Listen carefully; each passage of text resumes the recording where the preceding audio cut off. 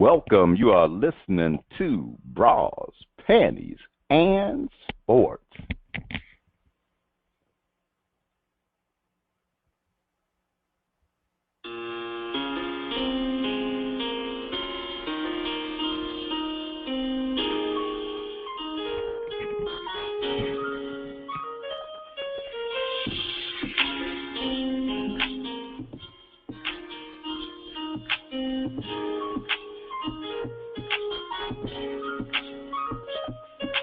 Speak to me, tell me what you have in mind. I'm listening. Your melody, my soul, have no boundaries. No, you stimulate me, bring me peace, tranquility. When I close my eyes, I close. My fingertips are all I need to show you what I see when my eyes are closed.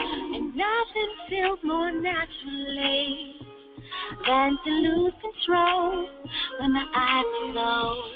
They're closed. They're closed. They're closed.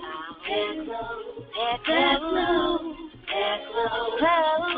They're closed. I see the most. Can't help but lose control. They're closed. And my eyes are closed.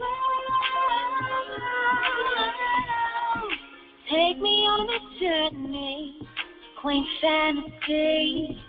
I'm so secure. I'm yours to lead. Free me, yeah. Release me, oh yeah. Oh,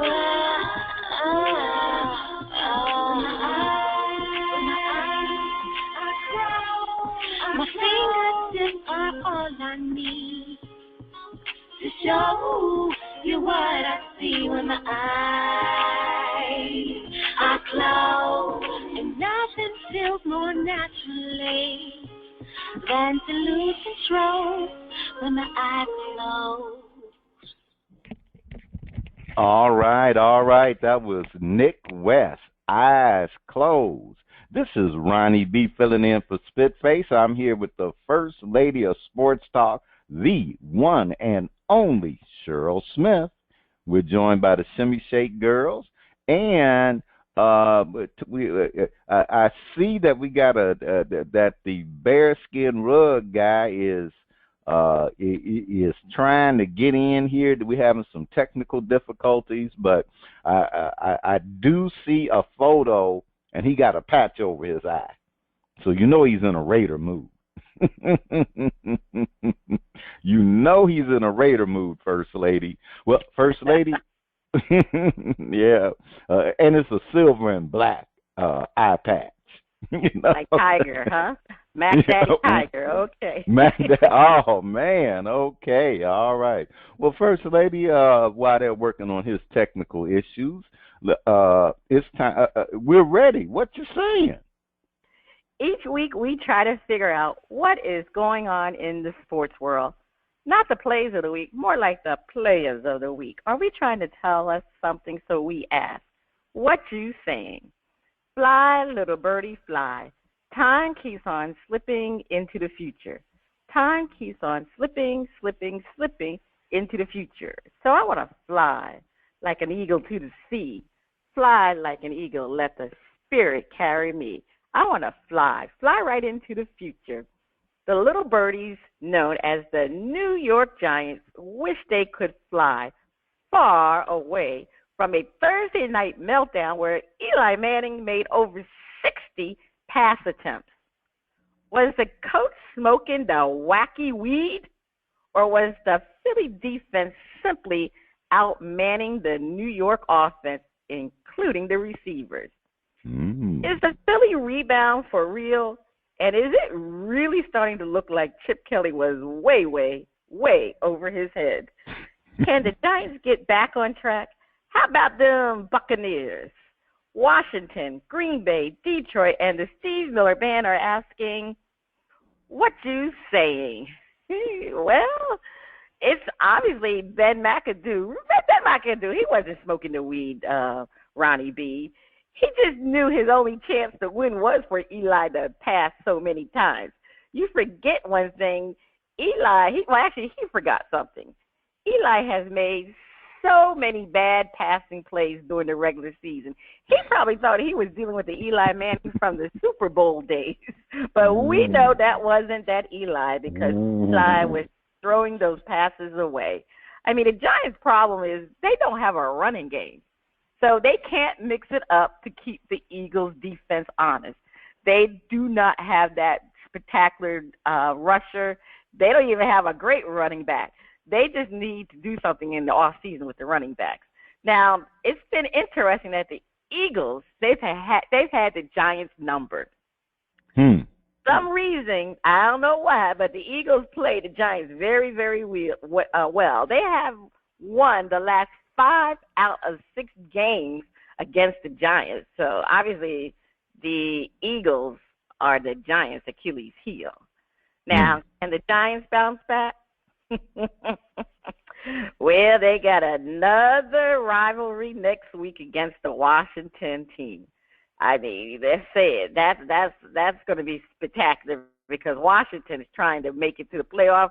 The Giants are trying to make it to that wild card, because we already know the Cowboys, after the Giants lost, they've already clinched the division. So the Giants and the Washington team are playing for a wild card team at this point. So I don't know. That's going to be an interesting game next week. We'll have to see how the Giants fare. Now, as far as the Eagles, you got to give them some credit.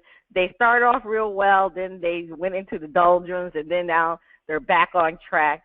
You know, the good thing about the Eagles, they gave Carson Wentz a chance to play. So he's acclimated to the NFL, and they're going to be a good team next year. I mean, the one thing they do need to improve on, they need to get Carson Wentz some wide receivers. I mean, they for some reason keep dropping them balls. I mean, it was kind of ridiculous how many times they've been dropping the football.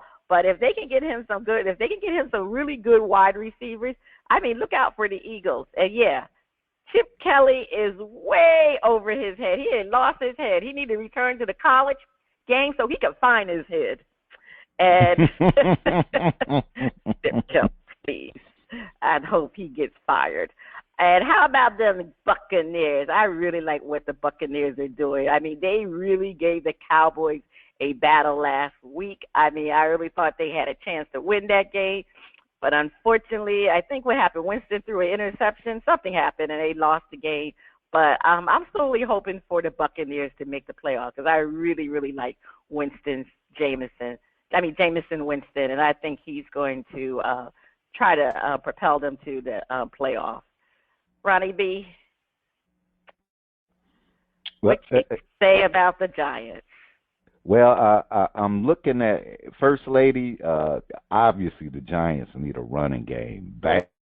They need to. You know, I do not know if they're going to have to break out the Black Ops helicopters and kidnap them a running back, but they need a running game, and because Eli throwing, well, any quarterback throwing over 60 passes is a recipe for disaster.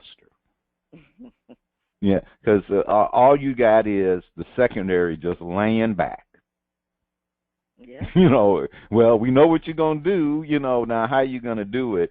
And now one thing, Odell, he showed a lot of spirit. I'm talking about his during the game, not the after game.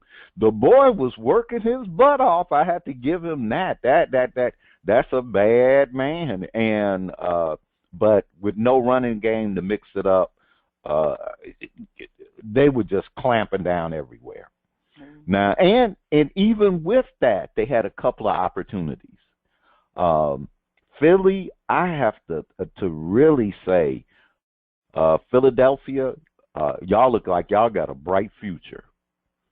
And you got rid of Chip Kelly, who obviously was way over his head. I almost want to say his first season, it actually seems like he was probably lucky. You know, it was new, it was novel. He was doing some stuff, but the guys who've been playing, who've been coaching and designing in the NFL, you know, that's what they do. You know, there was just a matter of time before they would adjust and be able to play against his offense with success. Problem was he wasn't creative enough to adjust or had the skills to get his players to adjust. And so with his inflexibility, and it's pretty much showing up in San Francisco, he is not an NFL head coach. Now, as far as him going back to the college, I don't think he can go back to college. I think that there is going to be a team that'll take Chip Kelly. But at the level he wants to, I kind of think his image has gotten a little bit tarnished, even for college. His best deal would be to become an offensive coordinator and learn how to be a head coach. Now, I don't know if his ego would allow that, but that would be the best thing. And now I think the Giants can rebound because actually, and the reason I say this is because their defense is starting to play pretty darn good. And I hate to say it, but the substitute for Jason Pierre-Paul, and I can't get his name right now. That boy can play. It was like, well, Jason, you know, I know that. You know, you had to go, but this is my chance, and he has been stepping up. So, so I do think that they got a shot, and but only if they can figure out how to at least keep other defenses honest, just honest. And Eli has always been a hot and cold quarterback. I don't know what it is, but he's a hot. When he's hot, and when he's not, he's sucky poo. You know. now when he get hot, oh no, you know, it's like that everything goes his way. So, and I like the Buccaneers, and I really do. And Jameis Winston had a lot of college controversy, but you can tell he wants to win and be successful in the NFL. Mm-hmm. And you see him, well, I mean, he's young, he's got that enthusiasm, but you can get, he wants to be successful in the NFL. And I'm looking at my man in Carolina, you know, with all the dabbing and dipping. Are we talking about Cam I am? You know, well, I don't you know say too much about, but I'm looking at Jameis and his approach, you know, in his, you know, first few years, and Cam, and I think that there's a big difference, and I think Jameis actually is maturing in a positive way. Where it's for him, it's all about I want to win games. Where I think Cam, I mean Cam wants to win. I mean, hey, he's they all want to win, but I think he kind of got sidetracked with all the commercials and you know and the yogurt and you know kind of the fame part of it, the little glitz. More so than I need to work on my craft and just discipline myself to. Because I put it like this: it's one thing making it to the Super Bowl; it's another one winning. Yeah. Well, you know, Jameis has always been a leader anyway. You know, even though it's been off of the field that Jameis Winston was having issues with some of his tactics. You know, he was acting like a kid. But when it came to playing on the field, he was always mature. He was always a leader. So, you know, Cam needs to become the leader on the field. I think that's what Cam's issue is this year. Even though Cam needs to stop crying that he's getting hit more than any other quarterback. Well, he is getting hit more than any other. And it's the ref's fault. I go get your offensive line and protect you. It's obvious he's getting hit more, so Cam doesn't get the calls that these quarterbacks get. I mean, come on now. He doesn't. All right, Ronnie, be over to you. Don't call it a comeback. I've been here for years, rocking my peers and putting suckers in fear, making the tears rain down like a monsoon. Listen to the bass go boom. Explosion overpowering. Over the competition, I'm towering, wrecking shop when I drop these lyrics that'll make you call the cops. Don't you dare stare, you better move. Don't ever compare me to the rest. That'll all get sliced and diced. Competition paying the price. I'm gonna knock you out. Huh. Mama said knock you out. Huh. We are not talking about Johnny 80, Jimmy Lennon Jr., or Michael Buffer. We are talking about the knockout punch landed on the New York Jets by the New England Patriots. Oh, we mean the Miami Dolphins. It is hard, and I mean hard to equate knockout and the Miami Dolphins on the given end of the deal. What is happening? Have the Dolphins quietly put together, dare I say, a good team, and dare I say, competitive enough to make a little noise in the first round? Is the seat getting hot for two coaches in the AFC East, both of them in New York? Does the QB issue for the Jets simply mask a larger issue with the coach or management? Will the Jets or Bills make the mistake of going after Jimmy Garoppolo, a la the Texans and Brock Osweiler? Boeing, Airbus, and Lear are asking, what you saying? First Lady, I'm looking at the Jets, and I don't know. They just looking bad all the way around. And, and quarterback is just, what are they going to do? But I do have a sense that that the Jets, that is not just quarterback. That is something with the I put it like this: the last time they had a Super Bowl, we know who was playing the game, so we could kind of go. Management hasn't been that good for a long time, but it's starting to look like either the coach. My concern. I think the coach is starting to lose his team. I get a sense that there's something there, and my man may not make it. He may be replaced. But then I also look at management, and I'm going, you're going to overpay a quarterback who has proven that he's good for a moment, but that's it. And you overpaid him instead of going out to find you a real quarterback so that you could build upon. And so that they got some issues, and I kind of they had that one spark with the coaching change, but I don't know. And the Dolphins, I think they have quietly. And maybe because everybody kind of discounted them in the first place, but they have gotten their act together. They beat teams that they weren't supposed to beat, and then they beat teams that they were supposed to beat. And when you start doing that, where you start beating the teams you should beat, and then start winning a few games that, you weren't, the future is starting to look bright. Now, the AFC, there's just so much competition. I can't see. It's going to be tight for the Dolphins to make it to the playoffs. It's going to be tight. They almost really have to win out. So, but I do. You look at them and you go, whatever's happening, they're getting it together. And by the way, when you got Ndamukong Suh tag teaming with his other buddy to where they both hitting the quarterback at the same time. Yeah.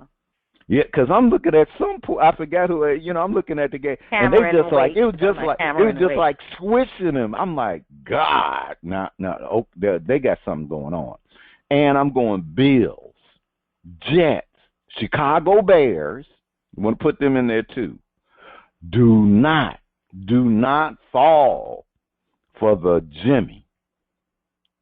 Do not fall for the Jimmy. It is not Jimmy Dean sausage.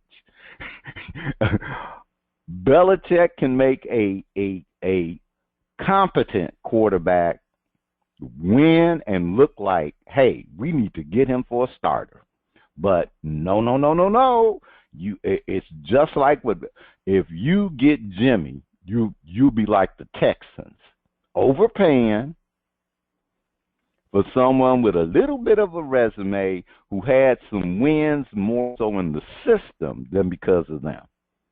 So I go, don't fall for it, because Belichick will make that deal and that trade, and the Patriots will be looking good, and you'll be wondering what happened with this guy. Don't do it. First Lady, over to you. Well, let me jump on this Jimmy Garoppolo. I kind of disagree with you on that. I think Jimmy Garoppolo has a better upside than Brock Osweiler. I mean, really, if you look at last year what Brock Osweiler did, I mean, really, he only had really one great game. I forgot the game it was with, but he really hasn't. To me, he hasn't overwhelmed you with his passing. I mean, let's just look at it. If he was so great, don't you think that Elway would have kept him? That's why Elway let him go, because they didn't have any confidence in him, to be honest with you. They didn't think he was that franchise quarterback. Now, Jimmy Garoppolo, I mean, he's played behind the best. And, yeah, Belichick and the system can make a quarterback look great, but I think he has a better upside. I think he's a better passer. I mean, Brock Osweiler can't even pass the ball. I mean, if you think of it, they're going to be bringing Savage in. They're bringing – whoever heard of Savage? But they just realized that they cannot win with Osweiler. And, yeah, they made a mistake, but I don't think that people are going to make a mistake with Garoppolo. I think he is definitely going to be a good quarterback. And to be honest with you, I think the Jets need to definitely get him versus the Bills. And, the Bills, I think they need to give Tyrod Taylor another chance. And, we're going to talk about Rex Reed later, but they need to get a coach somehow, an offensive coach that can work with Tyrod Taylor to make him a better quarterback. I think that's what they need to do. They need to run an offense that suits him. So the Jets definitely need to go after Jimmy, not the Bills. As far, the Jets situation. Yeah, the Bills would be better off with Rex Reed than Rex Ryan, but that's the difference. Yeah, well, no, Rex Reed. Yeah, but Eddie, Rex Reed, or you mean Andy Reid? No, you had said Rex Reed, so I said, yeah, even you ready to get rid of Rex Ryan. Okay. Rex Ryan. I just say, okay, Rex Ryan. My mistake. But anyway, as far as the quarterback situation with the Jets, I mean, Fitzpatrick, whatever his name is, he's. I mean, come on now. He signed late in the season, so he really didn't get the preseason under his belt. He came in not sharp. So I think you with a couple of things. I don't know if you can say that they're not playing for Todd Bowles. Matter of fact, Todd Bowles, he was really, I guess all the situation going on, whether or not he's going to keep his job, he was feeling the pressure because he became very ill. They thought he was having a heart attack, and he was in the hospital, and the next thing you know, he said he better get through that game so he doesn't have a heart attack, so now he's going to be coaching the game today. But to me, he should have stayed home and stayed in the hospital because he's going to be really sick after the Patriots give the Jets a beatdown. But but Todd Bowles, I think he's a good coach. I don't really know what the issue is with the Jets. I really don't know. There seems to be a disconnect somewhere. So whether or not they're not playing for him, I mean, you can say that after the couple of blowouts they had. But I don't know. I think the Jets need to give Todd another chance. I mean, he's a young coach. I think they definitely need to give him another chance. I just don't think. I just think you need to have some stability with the coaching. The other coach that's on the hot seat, we were talking about Rex Ryan. Well, you know, I mean, Bill's ownership. There's been so much regarding Rex Ryan. Should he be fired? Should he be let go? I mean, he's currently, his record is 15-15. But, you know, one thing about the Bills, they're still in it, but they got a slim chance. They don't control their own destiny. They got to hope that a whole bunch of teams lose, and that's probably not going to happen. But the one thing they can do, they can have a winning season this year. You know, the last couple of seasons under Rex Ryan, they've been basically 15-15. So they haven't won more and they haven't lost. They've just been mediocre. The Dolphins, for the first time in I don't know how many years, it's been a while, the Dolphins have had a winning record. They have a chance to make it to the playoffs.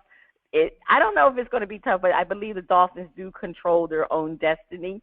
And to do that, they will definitely have to win out the next two games. The big thing, they got a big game against the Bills today.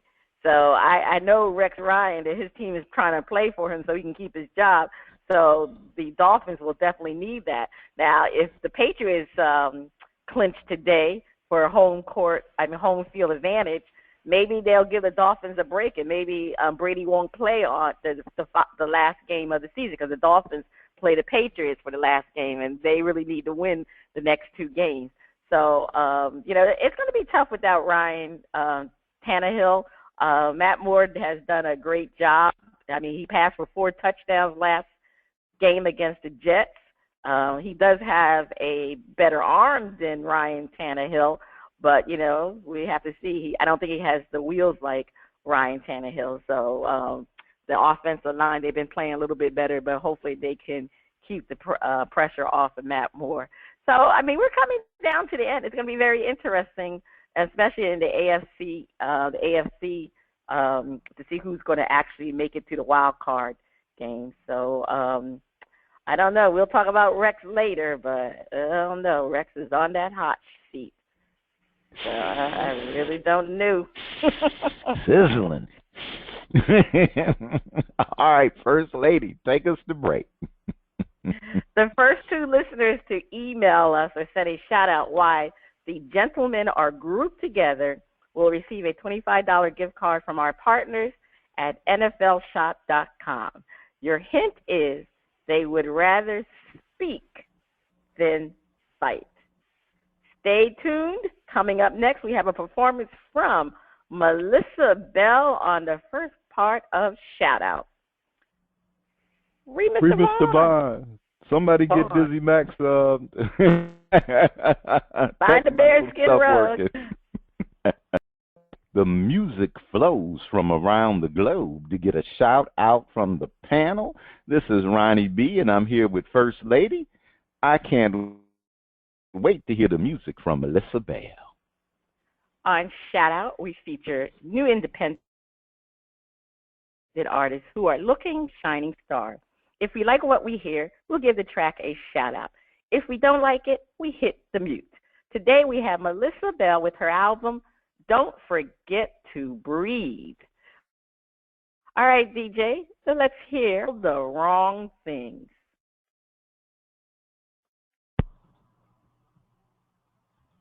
You bring me coffee every morning, but it's a little bit cold. You bring me flowers every evening, but it's getting a little bit old. It's saying love what I'm wearing, just as I'm about to change.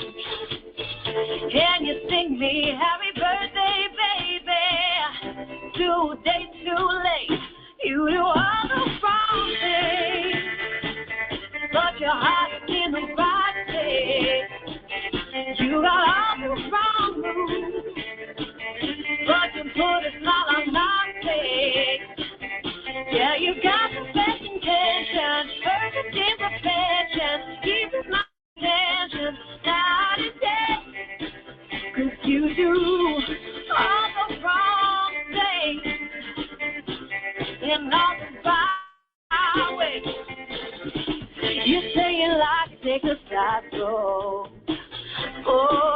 scenery. But we always end up lost, baby, in your backseat. You do all the wrong things, but your heart is in the right place.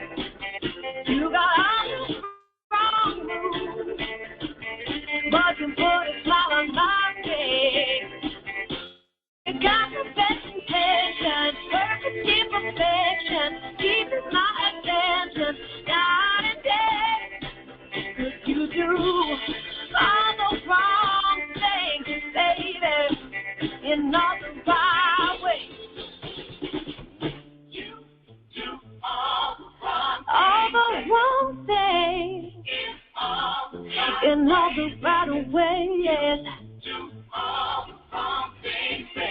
Oh, in all the right ways, all the wrong things, but your heart is in the right place. You got all the wrong moves, but you put a smile on my face.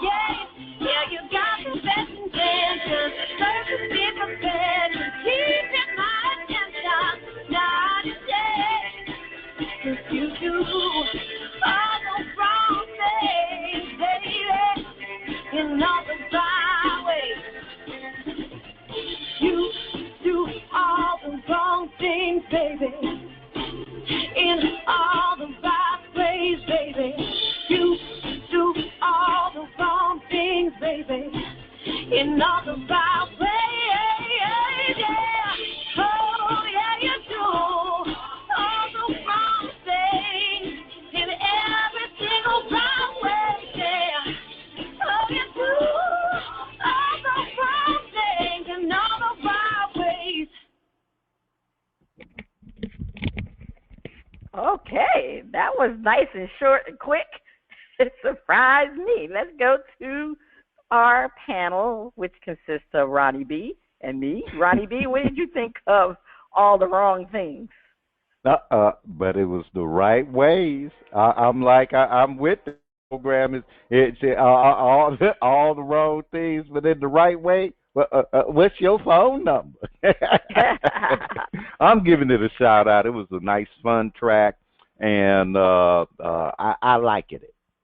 You liked it? I did too. Yeah, it sounded like it almost sounded like an old school rhythm and blues type of singer. Can't really pinpoint to who she sounds like, but it was a fun track, and I just enjoyed her voice, and the music was good on it too. So yeah, it was it was that old time rhythm and blues. All the wrong things. So I definitely was feeling Miss Melissa Bell with this track. And we're going to check her out for another performance on part 2 of Shout Out. We'll hear again from Miss Melissa Bell. Is that the sound of my favorite underwater friend? Is it time for Flip It?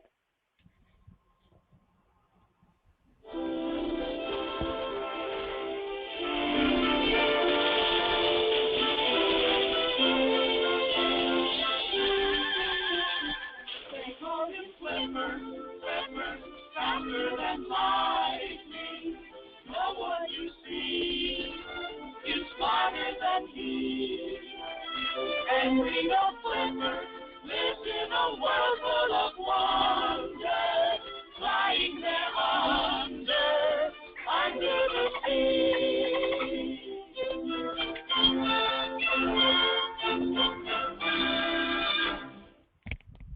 All right, it's time for Flip It, where our host defend a point and then flip the script and defend the opposing view. The Buffalo Bills are going nowhere fast. Is it time to kick Rex Ryan to the curb? We asked the panel to defend Rex and Rob. See ya, wouldn't want to be ya. Well, First Lady, first off, I think one of the biggest mistakes the Buffalo Bills did was hiring Rex Ryan. And I'm not saying hiring him because he's a bad coach, but because he already played, he already coached in your division and could not beat Bill Belichick. Now, there are a lot of coaches who have not been able to beat Big Bill and Tom and Tom and the Brady Bunch. A lot of teams got that. But here's a guy that has proven that he ain't the one who's going to be able to do it. Also, looking at the situation from the Jets, you're going to bring him right over to you in Buffalo? He has never shown that he can develop a quarterback. Never shown that. And I would dare say his defense is less than spectacular. And he went and hired Rob, his brother. Rob has proven that he is no defensive genius. You want to talk to Dallas? You want to talk to the Saints? You know, to me, the only Rob was just lucky that he had a brother who was a head coach. But if I had been the GM and I'm looking at the GM, why did you let him do that? Why did you let him bring in his brother who has proven that he can make sure your defense is mediocre at best? So, First Lady, Rex and Rob, I think it's time for them to get their reality television show together. All right, First Lady, defend Rex and Rob. See ya. Wouldn't want to be you. See ya. Wouldn't want to be you. Yeah, last week was really the hot seat for Rex. I mean, there was rumors flying all over the place whether or not he would even make it to the end of the season. I mean, every time he would get up on, his pre and post press conference, the reporters repeatedly asked him, Rex, will you be returning as coach next season? Of course, he alluded to the question. But, it is interesting. It was reported that a team source said that Rex is about 95% gone. 95% gone. So Rex, again, he has shown that he's all mouth and he's not a good head football coach. As you indicated, he wasn't a good coach in New York. He started out good, but then it just went downhill. I mean, he's had his chances as a head coach. He hasn't been a good head coach in 6 years. He hasn't been to the playoffs in 6 years. And as you indicated, Ronnie B., the one thing that Rex is supposed to be good at is having a team with a great defense, and none of his teams lately have had great defenses. And you're right. He brought in his brother who couldn't coach for the Cowboys, couldn't coach for the Saints. I mean, it just continued. Like you said, he's not a good defensive coach, and Rex needs to get back to being a coach that defends well. His team should be great with the defense, and I don't know what's going on with Rex. But the one thing the Bills ownership needs to do, they definitely need to get a new coach. And it's going to be tough because they've had a lot of coaches in several years. But, they brought Rex in because they thought he had some cachet, but he obviously he has the ego, he has his mouth. And to be honest with you, Ronnie B., Rex needs to take his ego and his mouth and get the hell on out of Buffalo. Unfortunately, I think Rex's ego is too big to accept like a coordinator position. That's why I see that reality show around the corner. Well, this is Flip It. By the way, if they do get rid of him, Tom Coughlin. He's proven he can beat Bill Belichick. All right, we're going to flip it. We ask the panel to defend. Keep Rex. Give him at least one more year. Now, Rex and Rob have their issues. The biggest issue for the Buffalo Bills is consistency. And they have had the coaching carousel for so long that the players don't know if they're coming or going.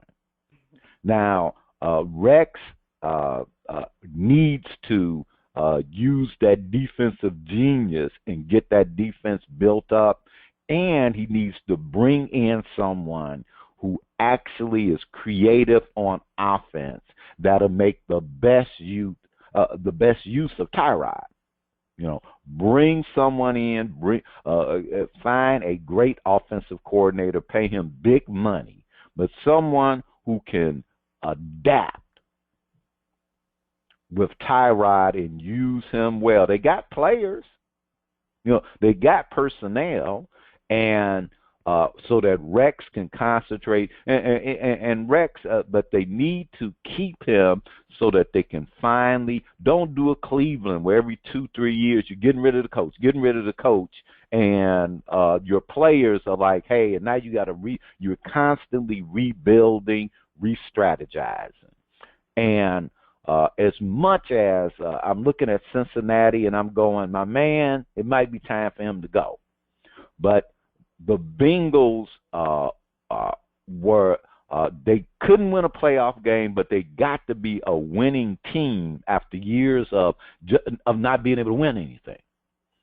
So Marv may not have been able to get them over the hump, but they got something to actually work with, and their fans can pretty much expect that they're going to have a winning season, except for this year when the wheels fell off. Rex can do the same. He can get Buffalo to the point where they have a competitive team, and he may be able to get them a playoff win or two, but you got to stop the coaching carousel. First Lady, defend. Well, I can just say ditto with just what you just said, because the Bills definitely need stability. I mean, they have had 5 coaches in 9 years. And to be honest with you, Rex is the only one that has a name, because, I was looking through some of those names, never even heard of those coaches. Mike Mularkey had coached prior, but other than the rest of them, man, I never heard the name of those coaches. Don't even know where they are right now.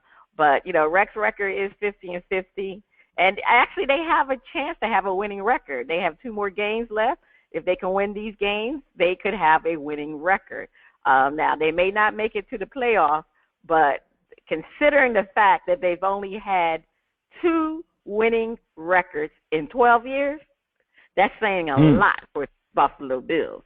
And, they haven't made it to the playoffs, Roddy B, since 1999. So to be honest with you, I think they were expecting a miracle from Rex. When you think about it, the fact that Rex has kept them even within this past 2 years is really, to me, remarkable.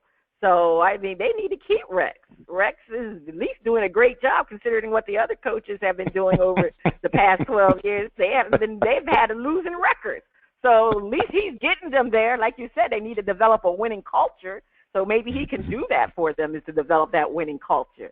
But and you hit it right on the nail on the head when you said about Tyrod Taylor. I think Tyrod Taylor is a good quarterback.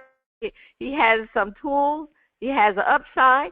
And like you said, Ronnie B, this team, when you look at the personnel, the roster, they have some darn good players. It's just for some reason it's not meshing correctly. So as you indicated, they do need an offensive coach, somebody who can really coach to Tyrod Taylor's strengths and to make him a great quarterback. So I just think Rex is not an offensive quarterback, and is almost being like he's not a defensive coach anymore either. But he really has never been an offensive coach. And he needs to bring somebody in, like you indicated, that really, really could really turn this offense around.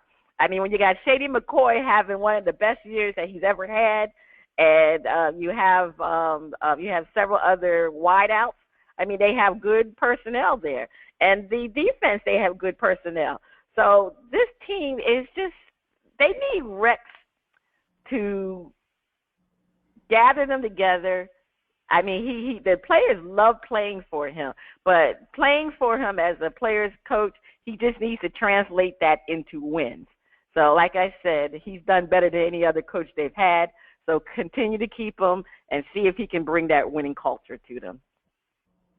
All right. Okay. You heard the defense on both sides of Flip It. First Lady, take us to break. Stay tuned.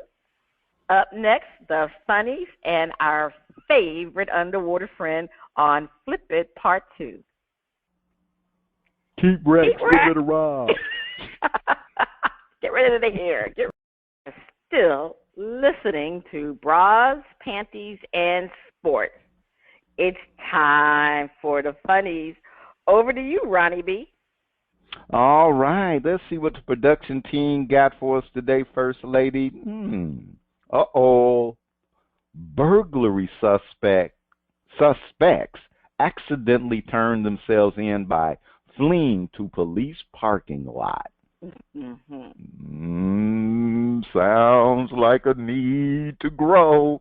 Boca Raton, Florida police released video of two burglary suspects who accidentally turned themselves in by fleeing officers directly into a police parking lot. Boca Raton Police Chief Dan Alexander said a resident reported a burglary in progress at his neighbor's home Wednesday and gave police a description of three suspects, two men and a woman, and the vehicle they were driving. The vehicle sped away from the area when police approached, and the suspects fled on foot. The female suspect was arrested near the scene of the crash, and the male suspects were seen fleeing northwest. Fortunately, the male suspects turned themselves in, sort of. Their chosen course took them to police headquarters. Chief Alexander posted a video showing the suspects being surprised and arrested by police who were waiting for them in the station's parking lot. The three suspects were arrested on charges of burglary and grand theft. First Lady, sounds like a crime that went awry. Yeah, my neighbors in Boca Raton. Oh, man.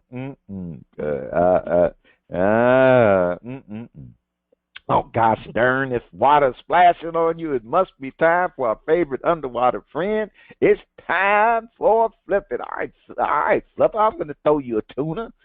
Now, the Seattle Seahawks have pretty much clinched their division. Are they pretenders or contenders? All right, panel defend contenders. First Lady, I'm looking at the Seattle Seahawks, and I'm looking at Richard Sherman, and I'm going, he kind of symbolizes everything on that team, which is we want to win and win by beating you up. We are hey, we don't care what the offense is doing. We're gonna beat you up. We're gonna cover your receivers tight. We're gonna hit your quarterback, and we're gonna stop the run. And the defense, the attitude of the Seahawks, how the defense goes is how they go. And the defense is not pretending around. They are contenders. They are making sure that the lack of the power running game, that they make it up by beating down the other team's running game. Well, we can't run. Well, you ain't gonna be able to run. You know. And as long as they got Richard Sherman and a couple other guys back there in the secondary, you're gonna have to play them. They are no slouches. So the defense, I think, is just really getting into that playoff groove, and so they're dangerous. They are dangerous. And a couple of tweaks on offense, and next thing you know, it's Seattle and the Patriots in the Super Bowl again. First Lady, defend. They are contenders. Well, of course the Seahawks are contenders, even though they didn't look like contenders against Green Bay. But the good thing about it for the Seahawks, they're going to win the division, like you said. Everybody else in the division was losing, and there's no competition there. They have some injuries, but the Seahawks are a team that, to me, they're team built to beat the Cowboys. because that's who they're going to play in the conference finals. Is going to be the Cowboys. And they have a good offense. I mean, Russell Wilson struggled earlier in the year. He finally was getting his groove going. I think he was becoming adjusted to living with Sierra, and now that she's pregnant, so I think it really helped him, and now he's really doing well. Matter of fact, he just bought his whole team tickets to anywhere in the United States as long as they fly Alaska Airways. Can you imagine that? What a nice Christmas gift from Wilson. But as you indicated, Ronnie B., their defense is definitely one of the best in the league. Matter of fact, I'm going to put them up there as the best. They have the secondary, as you said, Richard Sherman. He anchors that secondary. Their defense against the run is excellent. They're going to win because of their defense more so than the offense. And when you get into their stadium, I mean, their fans, I mean, they got the six. What is it? They have another help there with the fans because they really is noising. It's really noisy in there, and the other teams can't even concentrate. They can barely hear their plays. So the Seahawks, they have everything that is needed. They've been there. They've been there several times, and they're just gearing up for the playoffs. It's about where they're going to be, and they're going to have that bye, and it's going to be they'll win that first round that they have to play, and then it will be the conference final. So they only got to win three games. That's all they need to get to 3-3. That's all they need. So definitely they will. They're definitely contenders. All right.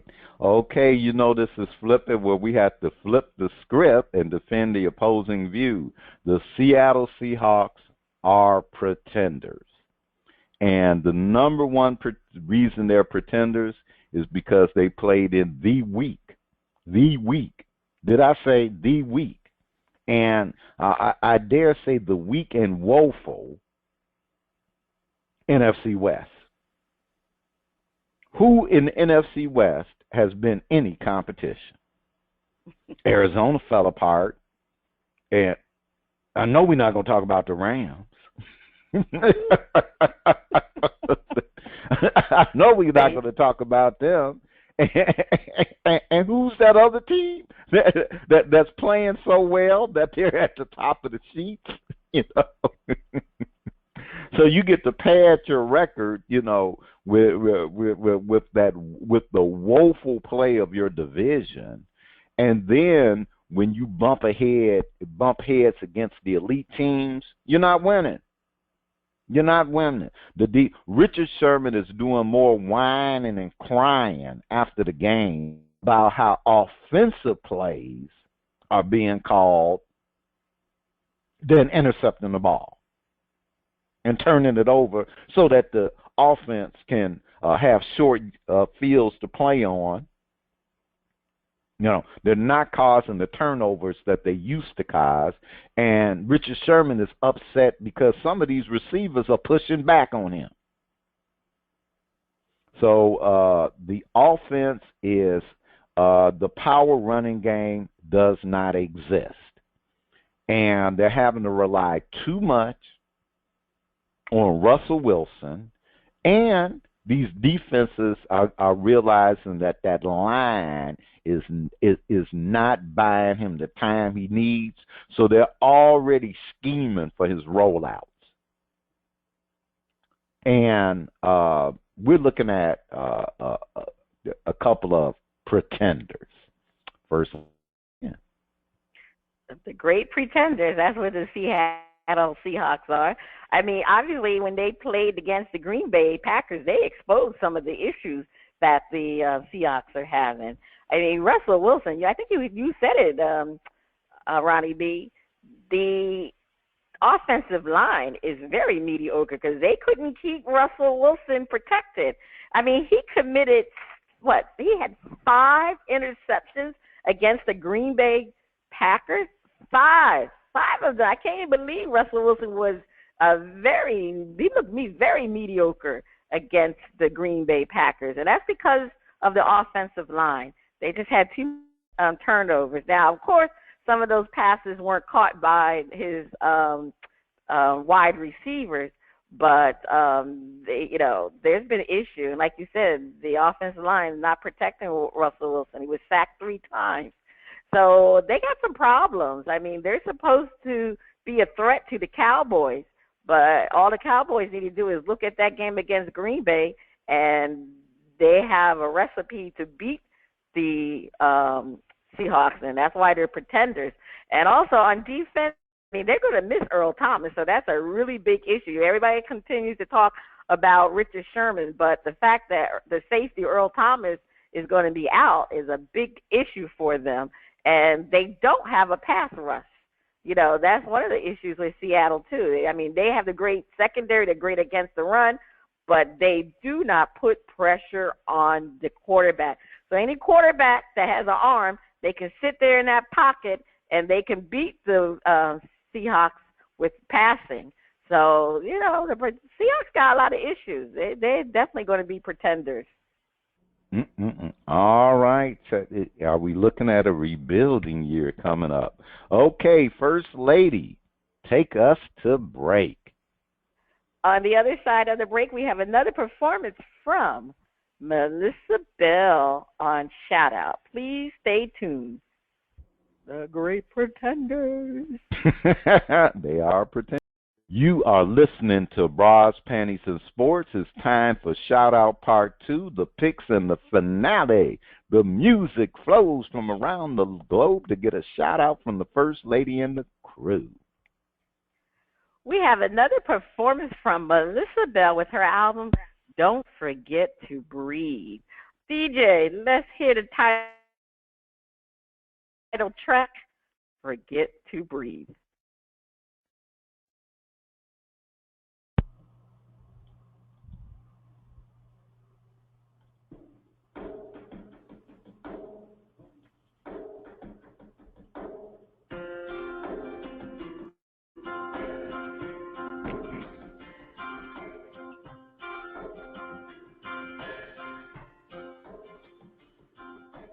Feels like I'm getting old way too fast.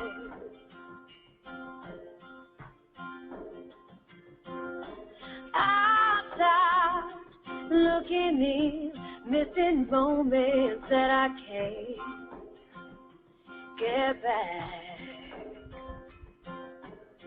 My legs are walking, I hear myself talking, but somehow I'm not really there. Sometimes I realize that I forgot to breathe. If you find your feeling half alive, don't forget to breathe. Maybe I'll take all my things and give them away.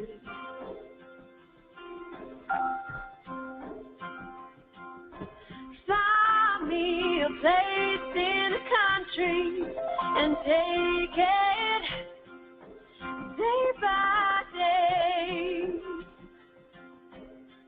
Like watching movies with me on a big screen, separate from the life I'm supposedly living. Sometimes I realize that I forgot to breathe. If you find your breathing half alive, well, don't forget to breathe.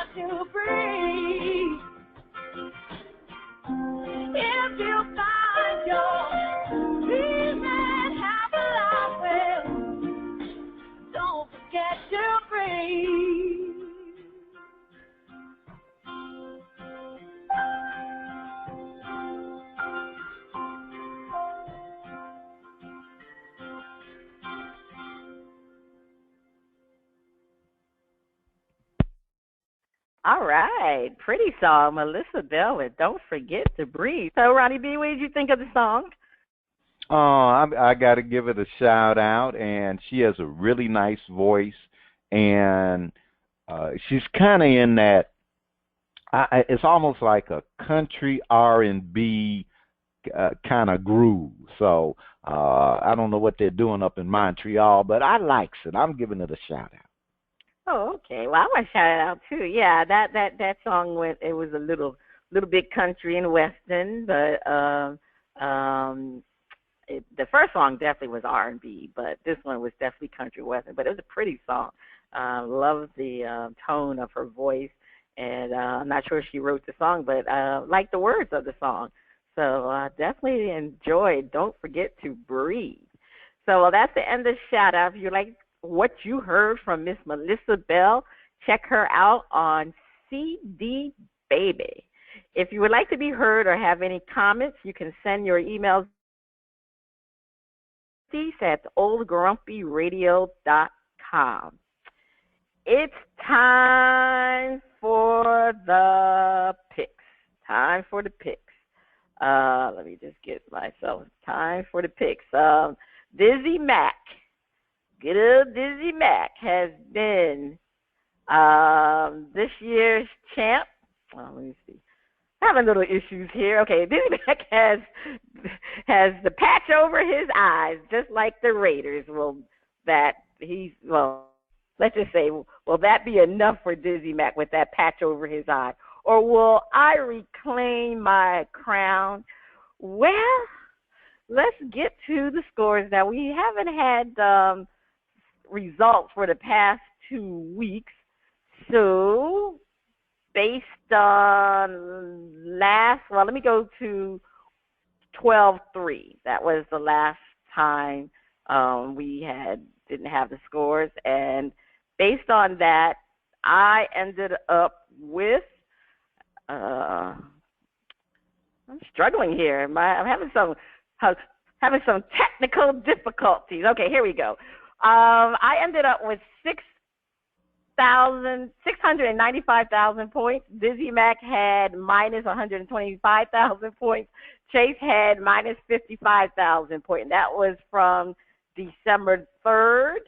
From December 10th, I had 1,525,000 points. Dizzy Mac had 380,000 points, and Chase was finally in the plus side with 355,000 points. So, where do we currently stand with our totals? So, our totals as of today is I have 5,595,000 points. Dizzy Mac has 3,105,000 points. And Chase, he's coming up the rear with 5,000 points. Well, at least he's in the plus. So that's one good thing. All right, so let's get to today's picks. The Bengals versus the Texans. 550,000 for the correct answer and minus 355,000 for the incorrect answer. I'll start it off. I'm going to see what Mr. Savage can do. I'm going to go with the Texans because they really need it more than the Bengals. And A.J. Green is not playing for the Bengals, so I'm going to check with the Texans. Dizzy Mac has what team, Ronnie B? Oh, I don't have Dizzy available. Let me see if I can find Dizzy Mac. Give me one. Nope, I'm not going to be able to. Yeah, going to be able to find. Okay, what about? Yeah, I'm not going to be able to grab him. Chase is gonna ride with the Texans. Okay, Chase is gonna ride with the Texans. Okay, Washington versus Chicago. 140,000 for the correct answer, 350,000 for the incorrect answer. I'm going to pick Washington because they really needed that. They really need to win this game if they're going to ever have a chance for a playoff. So I'm going with Washington. Chase answered, Ronnie B. Oh, all right. Chase is going to go with the with Washington as well. Okay. All right. Chargers versus the Browns. Oh my goodness. 550,000 for the correct answer, minus 375,000 for the incorrect answer. All right, the Chargers still have an outside shot, right? No. I'm gonna start off. Oh, they're out of it. Okay, start with Chase. What's Chase answer? The Browns finally win a game. You know what? I was seeing where Chase was going to go. I think the Browns could win this game because I really think they need to win a game. So they don't want to have they won't be the only team in history not to win a game, but I think with the era of playing 16 or 17 games, they may be. But I'm going to go with the Browns. All right, 49ers against the Rams. Oh, what a game of losers. 525,000 for the correct answer, minus 425,000 for the incorrect answer. I'm going to pick the Rams. The Rams. Okay, they're playing at home. Tampa Bay versus the 6,000 for the correct answer, minus 125,000 for the incorrect answer. I'm going to pick Tampa Bay. They really need to win this game. And the Saints are out of it. What does Chase have? And Chase is going to go with the Saints. Oh, the Saints are going to come marching in. Okay. All right. Broncos at Kansas City. Oh, my gosh. Kansas City lost last week. But I'm going to go with KC. Chase? KC. KC. Get them barbecue ribs out. All right. Who will throw more interceptions? Aaron Rodgers or Dak Prescott? 375,000 for the correct answer, minus 250,000 for the incorrect answer. Who are the Cowboys playing? Who are they playing this week? Let me see. Aaron Rodgers versus Dak. Dak had 2 interceptions last week. I don't know who they're playing, but I'm going to go with Dak. Who does Chase have? Aaron Rodgers. Mm-hmm. You didn't tell me who the Cowboys are playing, but right now they're playing Detroit. Okay. All right. Which team? That's right. They are playing. Which team will have more rushing yardage? The Bills or the Cardinals? 250,000 for the correct answer, minus 190,000 for the incorrect answer. All right, what's Chase answer? Bills. The Bills? I'm going to go with the Cardinals. Like I said, Dave Johnson is just running amok. He's getting over 100 yards already. So, I know Shady McCoy also is doing well. But they're playing the Dolphins, so we'll see. Who will score more touchdowns? Alex Smith or Tom Savage? That's the Savage, man. Tom. All right, I'm going to go with Tom Savage. Who does Chase have? Tom Savage. Yeah, because KC is playing the Broncos. They got a good defense. Optional. Are you going to let Chase finally answer one of these optional questions? There will be at least 2 extra point field goals missed. There will be at least 2 extra point field goals missed. Okay. All right. Is Chase going to get into? Chase is going to go with it, and Key says no. Chase says no. 2 extra point field goals missed. At least 2, huh? So it could be more than 2. It don't have to be, but it got to be at least 2. I'm going to pass this time. I think I got a big enough lead. I'm going to pass on this one. All right. So we'll see how we do with our picks. I know I'm giving up $750,000 750,000 points for the correct answer, minus 300 for the incorrect. I don't want that minus 300. So I'm going to pass on that one because they've been missing some extra points lately. All right, so let's get to our outrageous prediction. It's time for our panel to give us their outrageous predictions for this week. Ronnie B., what's your outrageous prediction? My outrageous prediction is that no matter what way the season ends, the Cleveland Browns will not fire their coach. Well, I don't think that's okay. Okay. Well, what is my outrageous prediction? My outrageous prediction is the Dallas Cowboys will win the Super Bowl. You always Stephen A. Smith said they're accident waiting to happen. All right. Please enjoy the Dallas fans. Huh? The Dallas fans are loving you. Dallas fans are loving you. Well, no, that's outrageous. Okay. Please enjoy the performance from Shawnee the Poet, the original Sunshine Princess of Poetry, at the end of the show. And this has been Cheryl Smith along to Bras, Panties, and Sports. See you next week. Free Mr. Vaughn, and somebody be able to free Dizzy Mac with the bearskin rug. We need to get him back. Yo, Dizzy, where are you? Where are you? Car 54.